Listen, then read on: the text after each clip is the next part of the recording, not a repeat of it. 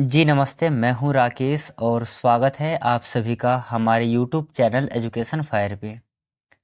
देखिए, इससे पहले हम लगातार chapter by chapter NCERT class 6 history classes के ऊपर डिस्कशन करते आ रहे हैं और अभी तक हम लोगों ने 6 सेशन कंप्लीट कर लिया है।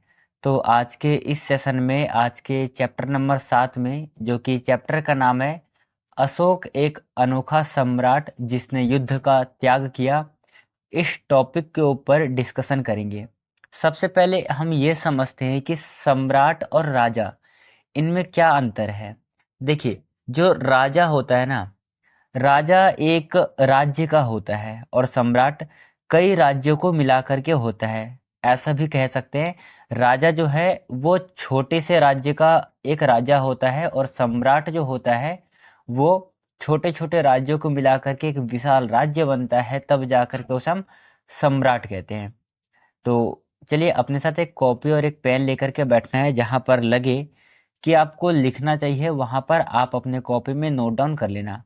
करते हैं हम आज के इस सेशन को प्रारंभ, चैप्टर नंबर 7 को, जिसका पहला क्वेश्चन है कि जब एक ही परिवार के सदस्य एक के बाद एक शासन करते हैं तो उस परिवार को अक्सर डैश कहा जाता है।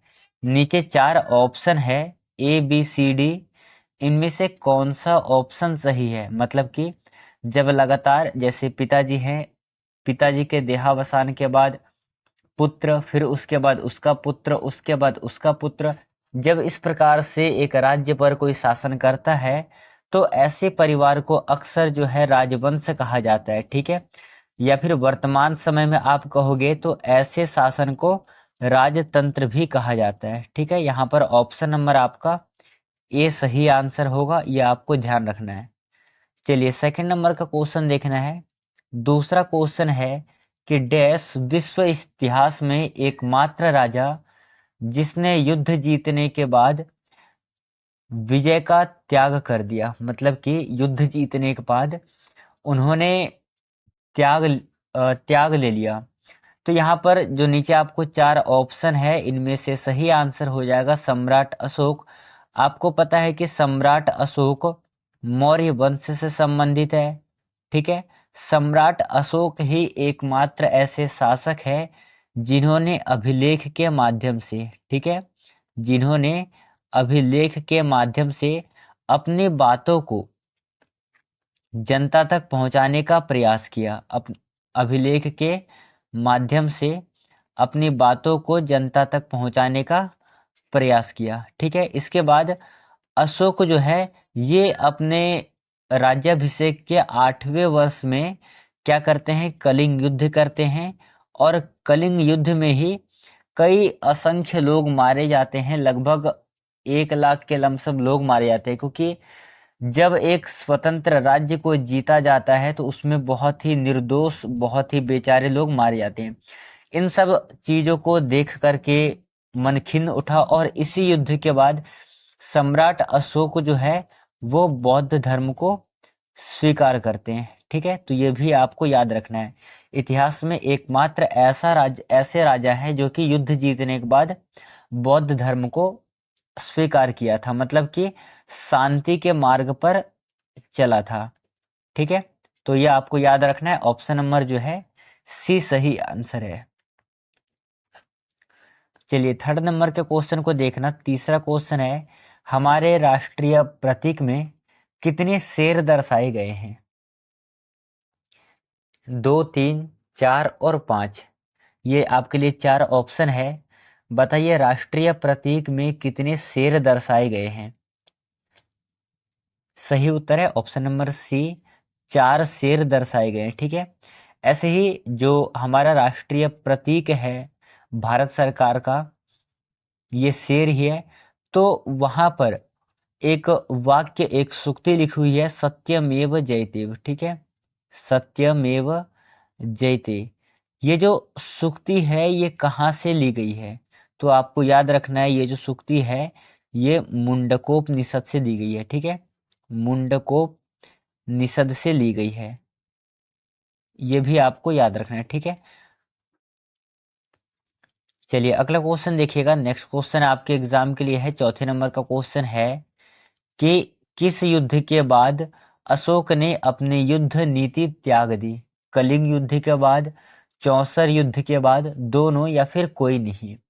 तो आपको याद रखना है ऑप्शन नंबर ए इसका सही आंसर हो जाएगा। कलिंग युद्ध के बाद सम्राट अशोक ने अपनी युद्ध की नीति त्याग दी। ये वही कलिंग है जिसे आप लोग वर्तमान समय में उड़ीसा के नाम से जानते हो, और उड़ीसा की राजधानी क्या है? तो उड़ीसा की राजधानी है भुवनेश्वर। ठीक है, ये भी आपको याद रखना है। उड़ीसा में ही आपका क्या है, पुरी में क्या है, एक तो कोणार्क का मंदिर है, एक जगन्नाथ का मंदिर है, ठीक है, और एक सूर्य का मंदिर है। ये तीन मंदिर जो है उड़ीसा में स्थित है, आपको तीनों मंदिर को ध्यान रखना है। चलिए अगला क्वेश्चन है, मौर्य वंश का संस्थापक कौन था? बिंबिसार, चंद्रगुप्त, अशोक और चाणक्य। यहाँ पर देखना, जब हम बात कर रहे हैं मौर्य वंश की तो इसके संस्थापक हो जाएंगे चंद्रगुप्त मौर्य। ठीक है, ये जो है चंद्रगुप्त मौर्य, ये नंद वंश को समाप्त करके, किस वंश को समाप्त करके? नंद वंश, जो कि नंद, सबसे पहले देखिएगा नंद वंश जो है इसके संस्थापक कौन है? इसके संस्थापक है आपके जाकर के महापद्मनंद। महापद्मनंद इसके संस्थापक हो जाएंगे। और इसके जो अंतिम राजा थे, अंतिम राजा जो कि आप लोग जानते हो धनानंद। धनानंद जो है नंद वंश का अंतिम राजा था। इसी को परास्त करके फिर इसके बाद चंद्रगुप्त मौर्य इसके गद्दी पर बैठते हैं, और यहाँ से ही मौर्य वंश प्रारंभ होता है। ठीक है, इसके बाद मौर्य वंश के बाद चंद्रगुप्त मौर्य आएगा। चंद्रगुप्त मौर्य का पुत्र होगा आपका बिंदुसार। ठीक है, बिंदुसार का पुत्र होगा अशोक। ये तीन जो राजा है ये मौर्य वंश के प्रसिद्ध शासक है। तो तीनों का नाम याद रखना है। यहाँ पर देखना चाणक्य कौन थे? तो चाणक्य चंद्रगुप्त के मंत्री भी थे, गुरु भी थे, सलाहकार भी थे। ठीक है, ये तीनों ही नाम आपको नोट करना है। अशोक बौद्ध धर्म को स्वीकार करते हैं। चंद्रगुप्त जो है, चंद्रगुप्त जैन धर्म को स्वीकार करते हैं। ठीक है, चंद्रगुप्त जैन धर्म को स्वीकार करते हैं। ऐसे ही जो सम्राट अशोक है, सम्राट अशोक के शासनकाल में बौद्ध धर्म की तृतीय बौद्ध संगीति हुई थी, और चंद्रगुप्त मौर्य के समय में जैन प्रथम जैन संगीति हुई थी। ठीक है, जैन संगीति हुई थी कौन सी? फर्स्ट जैन संगीति हुई थी। तो ये भी आपको याद रखना है। चलिए अगला क्वेश्चन है, कलिंग किस राज्य में स्थित है? मैंने अभी आपको बताया कलिंग जो है उड़ीसा में स्थित है, और इससे रिलेटेड जो भी इंपॉर्टेंट बातें हैं मैंने आपको बता दिया, उसे आप लोग ध्यान में रखना है। चलिए अगला क्वेश्चन है, अर्थशास्त्र किसने लिखा है? मोस्ट इंपॉर्टेंट क्वेश्चन है, अर्थशास्त्र किसने लिखा है? अशोक, बिंदुसार, चंद्रगुप्त और चाणक्य। यहाँ पर आपको याद रखना है, यहाँ पर ऑप्शन नंबर डी सही आंसर हो जाएगा। ठीक है, जो ऊपर के तीन नाम है ये तीनों ही मौर्य वंश से संबंधित है, तीनों ही मौर्य वंश से संबंधित है। और जो चंद्रगुप्त है इनके गुरु कौन थे? चाणक्य। इन्होंने अर्थशास्त्र नामक एक किताब लिखा। इसी में जो उत्तर पश्चिम का क्षेत्र है, ठीक है, जो उत्तर पश्चिम का क्षेत्र है अर्थशास्त्र के अनुसार वो किसके लिए प्रसिद्ध है? वो कंबल के लिए प्रसिद्ध है।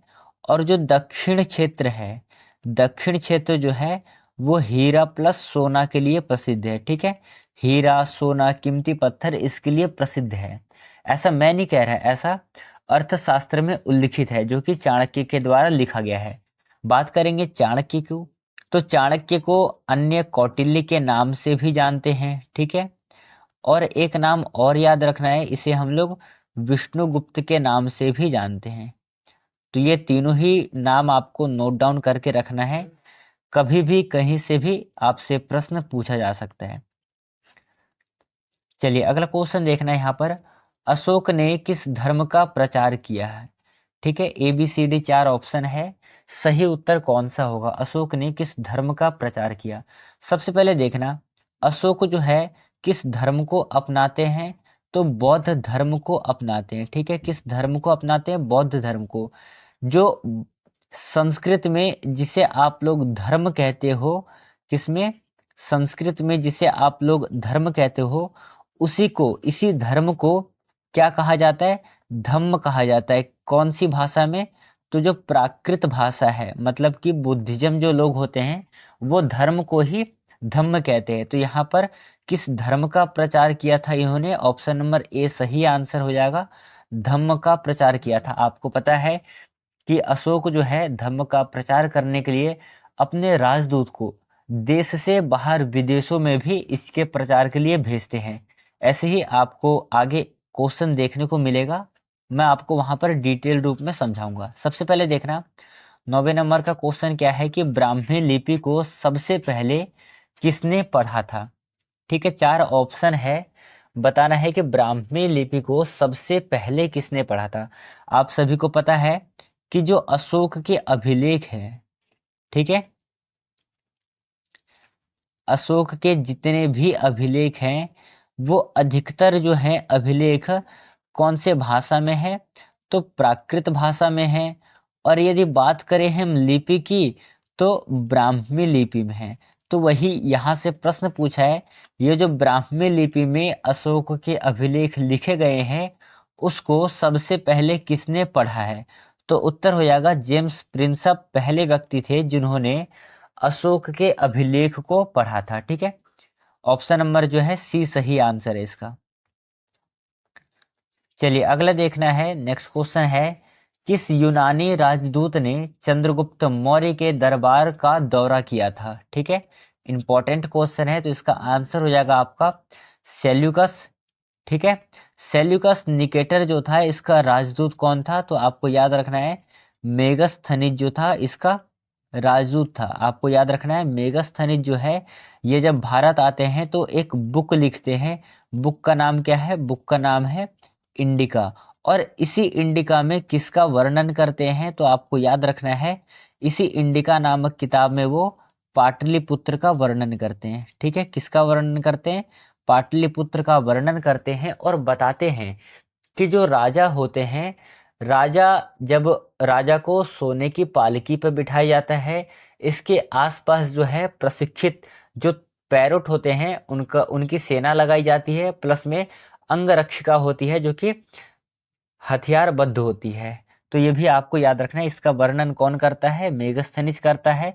फिलहाल में 10वें नंबर क्वेश्चन का आंसर होगा option number A right answer है, आपको याद रखना है। चलिए अगला क्वेश्चन है, राजा बनने के कितने वर्ष बाद कलिंग युद्ध हुआ था? आपको पता है कलिंग युद्ध कौन करता है? कलिंग युद्ध करता है सम्राट अशोक। और ये अशोक जो है किस वंश से संबंधित है? अशोक मौर्य वंश से संबंधित है। ठीक है, अशोक एकमात्र शासक है जो कि अभिलेख के माध्यम से जनता के पास अपनी बातों को पहुंचाता है। इनका जो अभिलेख है, अभिलेख प्राकृत भाषा में लिखा गया है और ब्राह्मी लिपि में लिखा गया है। सबसे पहले ब्राह्मी लिपि को कौन पढ़ता है? तो जेम्स प्रिंसप ब्राह्मी लिपि को पढ़ता है। फिलहाल में राजा बनने के जो 8 वर्ष बाद ये क्या करता है? कलिंग युद्ध पर अटैक करता है और वो उस पर विजय प्राप्त करता है। तो यहाँ पर ऑप्शन नंबर डी सही आंसर है। चलिए अगला क्वेश्चन देखिएगा, अगला क्वेश्चन है, सम्राट अशोक किसकी शिक्षाओं से प्रभावित थे? ABCD 4 ऑप्शन है, इसका सही आंसर हो जाएगा बुद्ध की शिक्षा से प्रभावित थे। ठीक है, ये आपको याद रखना है। और ये जो ऊपर दे रखा है महावीर, इसके जो संस्थापक, वास्तविक संस्थापक माना जाएगा वो महावीर स्वामी सॉरी सॉरी, ये जो है महावीर स्वामी जो है, जो ऊपर आपको नाम दे रखा है, ये जो है जैन धर्म से संबंधित है। किससे? जैन धर्म से रिलेटेड है, ये भी आपको याद रखना है। चलिए प्यारे साथियों, यदि आपको ये सेशन पसंद आ रहा होगा, यदि आपको अच्छा लगा है तो आप हमारे चैनल को सब्सक्राइब कर लीजिए, लाइक कर लीजिए। और यदि आपको इस क्लास का PDF चाहिए तो वीडियो के डिस्क्रिप्शन बॉक्स में ही टेलीग्राम चैनल का लिंक होगा, आप जा कर के विजिट करिए, वहाँ पर आपको पूरे सेशन का पीडीएफ मिलेगा। ठीक है, चलिए इन बातों को ध्यान में रखिएगा। करते हैं अगला क्वेश्चन। 13वें नंबर का क्वेश्चन है, मौर्य वंश का प्रमुख शासक कौन था? तो आपको नाम याद रखना है, चंद्रगुप्त मौर्य, बिंदुसार और सम्राट अशोक। ये तीनों ही जो है प्रमुख मौर्य शासक थे, आपको याद रखना है। चंद्रगुप्त जो है मौर्य वंश के संस्थापक है। ठीक है, बिंदुसार और अशोक, अशोक के शासनकाल में तृतीय बौद्ध संगीति होती है। ठीक है, तृतीय बौद्ध संगीति होती है। और बिंदुसार जो है अशोक के पिताजी है, ये भी आपको याद रखना है। ठीक है, चलिए अगला क्वेश्चन देखना है, अशोक किस क्षेत्र का शासक था? 14 नंबर क्वेश्चन का आंसर क्या होगा? A B C D 4 option है। अशोक किस क्षेत्र का शासक था? तो आप सभी को पता है कि मगध का शासक था। ऑप्शन नंबर क्या होगा? बी सही आंसर है। देखना, मगध जो है, मगध पर कुल 32 राजाओं ने शासन किया है। ठीक है, कितने राजाओं ने शासन किया है? 32 राजाओं ने शासन किया है। सबसे पहले किस वंश के लोगों ने शासन किया मगध पर? तो पहले नंबर पे आपको याद रखना है, बृहद्रथ वंश ने शासन किया है। किस वंश ने शासन किया? बृहद्रथ वंश ने शासन किया है। इसके बाद जो है दूसरे नंबर पे जो है कौन करते हैं? तो आपको याद रखना है, हर्यक वंश के लोग शासन करते हैं। ठीक है, हर्यक वंश के शासन करते हैं। हर्यक वंश के बाद जो तीसरे नंबर पे आता है आपका, वो आता है शिशुनाग वंश। शिशुनाग वंश। शिशुनाग वंश के बाद जो है आपका नंद वंश आता है। ठीक है, और नंद वंश के बाद जो आपका पांचवा वंश आता है वो आता है मौर्य वंश। ठीक है, तो मौर्य वंश जो है 5वें नंबर पे आता है, ये भी आपको याद रखना है। फिलहाल में जो मगध है, ऐसा नहीं है, जो मगध है, मगध पर बहुत सारे लोगों ने शासन किया और अपने अपने तरीके से इन्होंने अपनी राजधानी को चेंज किया था। जैसे कि सबसे पहले यदि हम बात करेंगे तो मगध की राजधानी कहाँ पर थी? सबसे पहले मगध की राजधानी थी राजगृह में। ठीक है, कहाँ पर थी? राजगृह में। ये वही राजगृह है जिसे आप लोग वर्तमान समय में राजगीर के नाम से जानते हो। फिर इसके बाद राजगृह से चेंज किया गया राजधानी, चेंज करके कहाँ पर किया गया? चेंज करके पाटलिपुत्र कर दिया गया। और ये पाटलिपुत्र कौन करता है? तो आपको याद रखना है, जो हर्यक वंश का तीसरा राजा है, जिसे आप लोग उदयन कहते हो या फिर उदयभद्र कहते हो, ये जो है राजगृह से राजधानी चेंज करके पाटलिपुत्र करता है। और पाटलिपुत्र के बाद में एक बार और राजधानी चेंज की जाती है, और राजधानी चेंज करके की जाती है वैशाली। अब वैशाली कौन करता है? तो आपको याद रखना है, जो शिशुनाग वंश का शासक था, संस्थापक था शिशुनाग, शिशुनाग पाटलिपुत्र से चेंज करके वैशाली करता है। और शिशुनाग के बाद जो शासक होगा कालाशोक, वो दोबारा से वैशाली से चेंज करके मगध की राजधानी क्या करता है? पाटलिपुत्र। तो देख लो एक बार कि पाटलिपुत्र जो है राजधानी कब बनी थी। ठीक है, चलिए ये आपको याद रखना है। करते हैं अगले क्वेश्चन को। अगला क्वेश्चन है कि अशोक के अधिकांश शिलालेख डैश में थे? संस्कृत में, मगधी में, प्राकृत में या फिर हिंदी में? तो आपको याद रखना है, अशोक के अधिकांशतः अभिलेख जो है प्राकृत भाषा में है। ठीक है, प्राकृत भाषा है। और यदि आपसे लिपि पूछ लिया जाए तो आपको याद रखना है, लिपि कौन सा है? लिपि है ब्राह्मी लिपि। ठीक है, ये आपको याद रखना है। हालांकि इनका द्विभाषिक अभिलेख भी मिला है। तो बताइएगा, जो अशोक के द्विभाषिक अभिलेख है, ठीक है, वो कहाँ से प्राप्त हुआ है? ये आप हमें कमेंट बॉक्स में लिख करके बताएंगे। चलिए अगला क्वेश्चन देखना है, कलिंग जो है, कलिंग का प्राचीन नाम क्या था? सही उत्तर है तटीय उड़ीसा। इसे प्राचीन काल में इस नाम से जानते थे, कलिंग को। और कलिंग पर जो है सम्राट अशोक हमला करते हैं और यहाँ के राज्य को जीत लेते हैं। इसके बाद ये क्या करते हैं? बौद्ध धर्म को स्वीकार करते हैं। चलिए अगला क्वेश्चन है, तक्षशिला और उज्जैन पर किस क्षेत्र से शासन किया जाता था? सही उत्तर है पाटलिपुत्र से शासन किया जाता है, क्योंकि उस समय पर जो इसकी राजधानी थी वो क्या थी? पाटलिपुत्र थी। किसकी राजधानी थी? मगध की राजधानी थी। और मगध जो है 16 महाजनपदों में से सबसे शक्तिशाली महाजनपद है। ठीक है, 16 महाजनपदों में से सबसे शक्तिशाली महाजनपद कौन सा है? मगध, आपको याद रखना है। चलिए अगला क्वेश्चन देखना है। नेक्स्ट क्वेश्चन आपके लिए है, मेगस्थनीज एक राजदूत था जिसे डैश द्वारा चंद्रगुप्त के दरबार में भेजा गया। ठीक है, सबसे पहले देखना, मेगस्थनीज एक राजदूत था, इसको किसने भेजा था? सेल्यूकस निकेटर ने भेजा था, क्योंकि सेल्यूकस निकेटर का राजदूत कौन था? सेल्यूकस निकेटर का राजदूत था मेगस्थनीज। और मेगस्थनीज ने ही कौन सा किताब लिखा है? आपको याद रखना है, इंडिका नामक किताब लिखा है। और इसी में किसका वर्णन किया गया है? तो पाटलिपुत्र का वर्णन किया गया है। ठीक है, पाटलिपुत्र का वर्णन किस में है? पाटलिपुत्र का वर्णन है इंडिका नामक किताब में। चलिए अगला क्वेश्चन है कि शाही राजकुमार अक्सर डैश के रूप में प्रांतों में जाते हैं। ठीक है, किसके रूप में जानते हैं? तो आपको याद रखना है, वो राज्यपाल के तौर पर जाते हैं। मतलब कि राज्यपाल जो होते हैं, जो छोटे छोटे राज्य होते हैं, जो छोटे छोटे जगह होते हैं, छोटे छोटे मेन जगह होते हैं। ठीक है, छोटे छोटे मेन जगह पर जहाँ पर राजा क्या करता है? राजा राजधानी में रह करके शासन को नियंत्रित करता है, शासन चलाता है। और जो छोटे छोटे प्रांत है वो अपने जो होने वाले भावी राजा है उनको सौंप देते हैं। मतलब कि अपने राजकुमार को छोटे छोटे हिस्से सौंप देते हैं, आप वहां जाकर के संभालो। ऐसे ही राजकुमार को राज्यपाल के तौर पर अपॉइंट किया जाता है।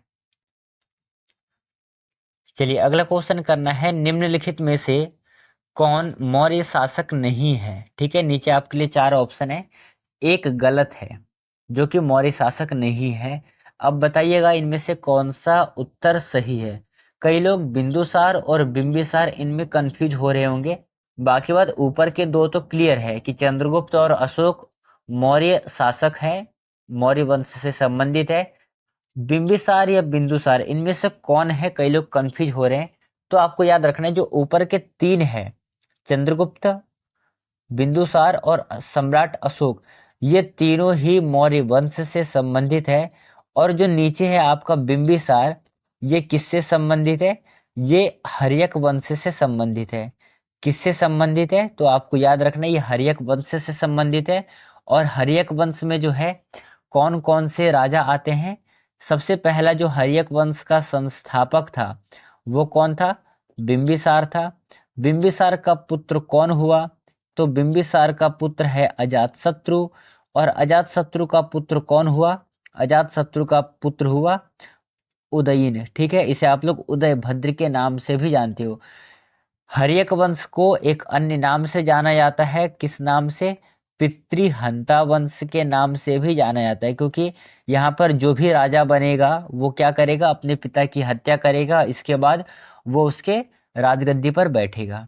तो ये आपको याद रखना है। यहाँ तक आपको क्लियर है?